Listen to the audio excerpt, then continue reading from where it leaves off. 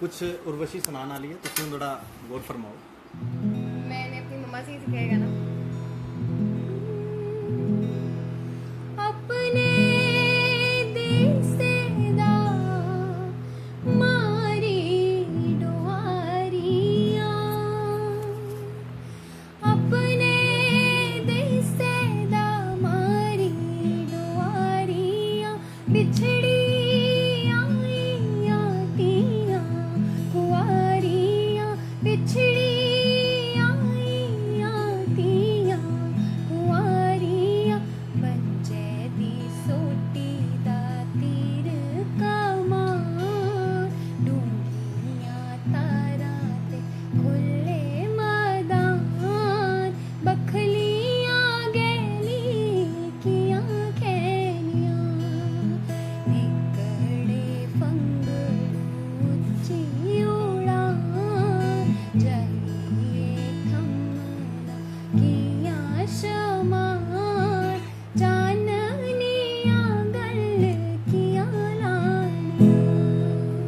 Comment सिर्फ यही आ रहे हैं कि डोगरी ही सुनना हमने, तो आज हम जितने भी सॉन्ग सुनेंगे ना डोगरी में ही सुनेंगे। ठीक है।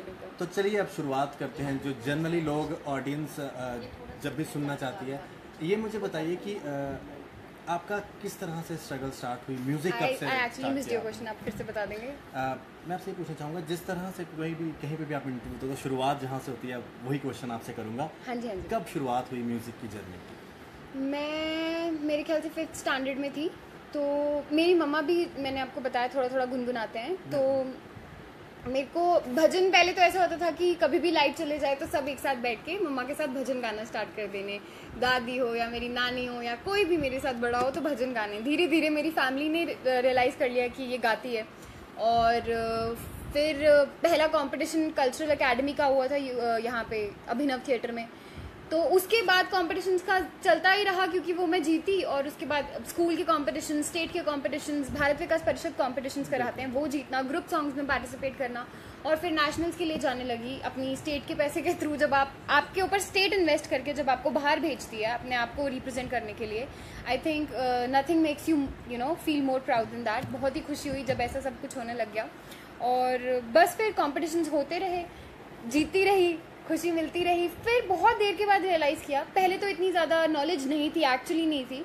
फ़ोन्स भी हम, अब तो हर बच्चे के पास फ़ोन होते हैं, तब तो मेरे को तो लगता है ग्रेजुएशन में मेरे पास फ़ोन आया है। अगर पहले होता तो मैं इससे काफ़ी आगे होती। मेरे को जब तक रियलाइज़ हुआ कि मुझे यूट्यूब चैनल बनाना चाहिए, आई वॉज इन मास्टर्स, मैंने यूट्यूब चैनल बनाया। और मुझे नहीं पता था you can earn out of it and you know you can gather so much audience अपने लिए। इंस्टाग्राम पे अपने छोटे छोटे कवर्स डालना और वहाँ पे भी डोगरों को प्रमोट करना, डोगरी कवर्स डालना, हैशटैग्स हमेशा डोगरे दी ती का यूज़ करना। I so want people to know that we exist and this is a really beautiful culture. सबको पता होना चाहिए कि डोगरा कल्चर क्या है। मैं चाहती हूँ पूरी दुनिया जाने कि हम डोगरे हैं और हम कितने ब्रेव लोग हैं, कब कब हमने भी लड़ाइयाँ लड़ी हैं। मैं चाहती हूँ हमारे डोगरा कल्चर की सारे उतनी ही रिस्पेक्ट करें जितनी बाकी सारे कल्चर्स की लोग करते हैं। And I am so proud. I am proud to be an Indian. I am even more proud to be, you know, a Dogra. Yeah. अब कमेंट्स वही आ रहे हैं कि डोगरी में कुछ सुनना है, तो बातें हम जारी रखेंगे, कुछ और डोगरी में हो जाए।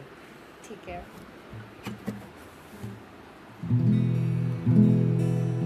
ये गाना सब लोग बहुत पसंद करते हैं। मैंने वॉइस ऑफ डोगरा की, हमने एक मलाटी की थी अभी दिल्ली में, और उसी मलाटी के बाद ये गाना मैंने ऐसे ही गा दिया था वहाँ पे, सबने बहुत डांस किया था इस पे, और अभी बहुत सारे लोगों को ये गाना पसंद आया। तो I would like to repeat this song. उच्चाते लम्हाए पसार बैठी चोर, छटनियो मेरी जान बैठी चोर, छटनियो मेरी जान, आया है ननदे तेरा वीर खेल खेल, हसनियो मेरी जान खेल